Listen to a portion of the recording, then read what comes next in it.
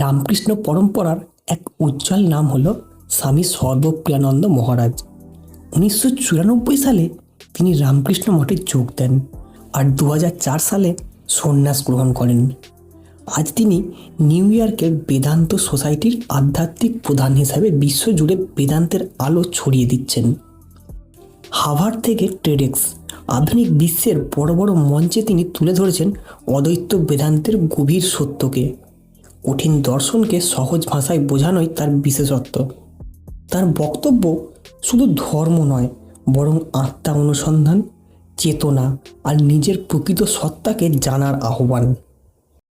স্বামী সর্বপ্রিয়ানন্দ মহারাজ আমাদের শেখান আমরা সীমিত নই, আমরা অসীম চেতনার প্রকাশ।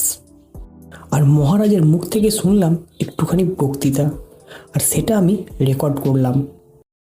ম্যান ইন আ হারি, ইয়াং ম্যান ইন আ হারি, মা তুমি এটা করে দাও, আমার মন শুদ্ধ করে দাও, তুমি এবার কিন্তু আমাকে বেশি দিন রেখো না, এবার তোমার সঙ্গে নিয়ে যেও।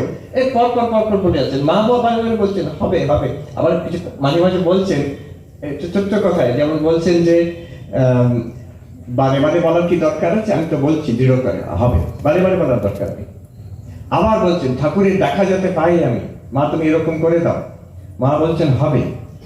আবার বলছেন আমার ওর ভাবটি ভালো লাগে, ও বলে ও সেবা করে যাচ্ছে, 3 রাত সেবা করে যাচ্ছে, বলছে ঠাকুরের দেখা তিনি বড় লোক, তিনি যখন দেখা দেবেন আমি ঠিক আছে। মা বলছেন ওর তোর ভাবটা ভালো লাগে। তারপরে আবার সে অরূপানন্দজিকে বোঝাচ্ছেন জপ ধ্যান করা, তার মন্ত্র, তার নাম জপ করা, ঠাকুরের কাছে প্রার্থনা করা, এই আর কি। তারপর আবার বলছেন ঠাকুরই বা কেন, তিনি তো আপন নিজে। মা এইভাবে আরো গভীরতর দেখাচ্ছে, এর মধ্যে মানে বেদান্তের গুরুতর তত্ত্ব আছে।